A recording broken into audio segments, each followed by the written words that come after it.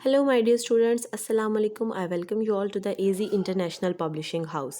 Students, हम chapter number 5 पे थे और हमारा आज का टॉपिक है transparent, translucent and opaque objects के बारे में।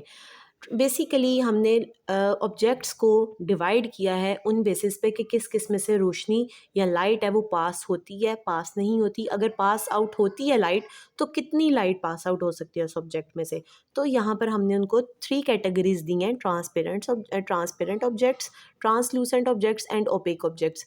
ट्रांसपेरेंट अपने नाम से ही आपको नज़र आ रहा होगा कि ऐसे ऑब्जेक्ट्स जो अपने अंदर से लाइट को पास आउट करने देते हैं, जिनके आगे और पीछे यानी कि हम देख सकते हैं, उनको कहते हैं ट्रांसपेरेंट पेरेंट ऑब्जेक्ट्स।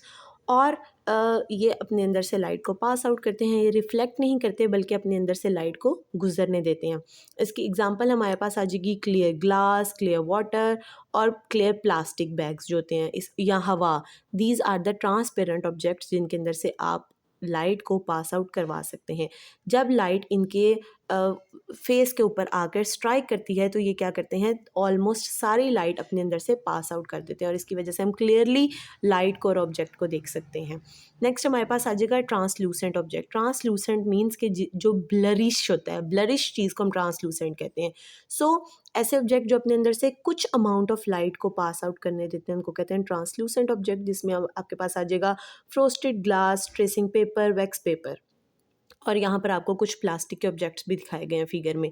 इनको ट्रांसलूसेंट इसीलिए कहते हैं क्योंकि अपने अंदर से बहुत थोड़ी amount, few amount of light जो है, लाइट की रेज को पास आउट करने देते हैं और जो इमेज होता है बड़ा अनक्लियर सा और फजी सा इमेज आपके पास बनता है। अगर हम नेक्स्ट देखें opaque objects. Opaque objects basically ऐसे ऑब्जेक्ट होते हैं जो कि अपने अंदर से लाइट को बिल्कुल पास आउट नहीं होने देते, जिसमें आपके पास आ जाएगा बुक आ जाएगा, पेपर आ जाता है, वुड आ जाता है, ट्री आ जाता है, ब्रिस्क आ जाती है। ये सारे ऐसे ऑब्जेक्ट हैं जो कि अपने अंदर से लाइट को पास आउट नहीं करने देते, यानी कि आप दूसरी तरफ से इनसे रोशनी नहीं ले सकते। सो स्टूडेंट्स, ये थी हमारी लाइट। हमारा नेक्स्ट टॉपिक है साउंड। साउंड जो है हमारी ज़िंदगी में बहुत इंपॉर्टेंट रोल प्ले करता है। क्यों? क्योंकि इसकी वजह से हम सुनने के काबिल बनते हैं और अल्लाह पाक ने हमारी बॉडी में एक प्रॉपर ऑर्गन बनाया है साउंड को सुनने के लिए।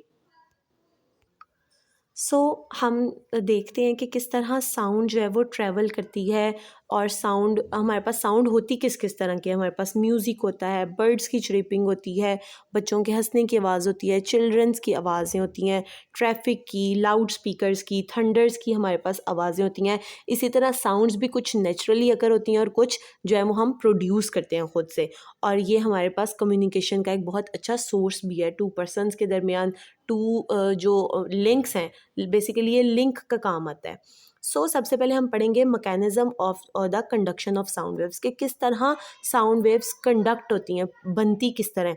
तो साउंड प्रोड्यूस करने के लिए हमेशा हमें वाइब्रेशंस की ज़रूरत होती है। तो अगर किसी मीडियम में वाइब्रेशंस पैदा हो रही हैं तो वहाँ पर साउंड प्रोड्यूस हो रही है। जैसे अब मैं बोल रही हूँ तो मेरे बेसिकली वेव्स पैदा होकर हवा में जा रही हैं और वो आपको सुनाई दे रही हैं, क्योंकि वो जो अब आप प्ले करेंगे वीडियो तो उसमें क्या होगा, जो वाइब्रेशंस हैं वो हवा में ट्रेवल करके आपके कान के एयर ड्रम को टच करेंगी, जिससे आपके एयर ड्रम में वाइब्रेशन पैदा होगी और आपको साउंड सुनाई देगी।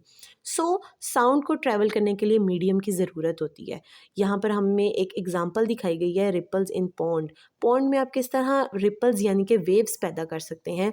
आप एक कोई भी स्टोन लें और अगर आप उस स्टोन को पानी के अंदर फेंकेंगे तो डेफिनेटली आपको उसमें रिपल्स सुनाई देंगी, यानी कि वेव्स पैदा होती हैं। अब रिपल्स कैसे क्रिएट होती हैं? जब आपने स्टोन को पानी में स्ट्राइक फेंका तो स्टोन ने वाटर की सरफेस से स्ट्राइक किया और उसके इर्द गिर्द जितने भी वाटर के पार्टिकल्स थे उनमें सेंसेशंस पैदा हुई। उन सेंसेशंस ने क्या किया, उनमें एनर्जी आ गई, वो सेंसेशंस पैदा हुई, रिपल्स पैदा हुई, उन्होंने एक दूसरे को रिपेल किया। रिपेल करने से इर्द गिर्द और पानी मौजूद था, उनमें भी रिपल्स पैदा होना शुरू हो गए और इस तरह जहाँ तक मीडियम होता है उनमें ये रिपल्स वाइब्रेट करती हैं और रिपल्स वाइब्रेट करके साउंड बनाती हैं। अगर आप उस मीडियम के पास हैं और आप उसको कान लगा के सुनेंगे तो वो पानी फेंकने की आवाज़, पत्थर फेंकने की आवाज़ पानी में, और उसमें जो वेव्स पैदा होती हैं वो आवाज़ आपको कानों में सुनाई देगी। इसके लिए एक बहुत छोटी सी एक्टिविटी उन्होंने कहा भी है कि आप परफॉर्म करके साउंड को सुन सकते हैं, साउंड मीडियम को। सो स्टूडेंट्स, ये थी हमारी आज की वीडियो। मैं उम्मीद करती हूँ आपको ट्रांसपेरेंट, ट्रांसलूसेंट और ओपेक ऑब्जेक्ट्स का पता चला होगा और आपको साउंड का पता चला होगा।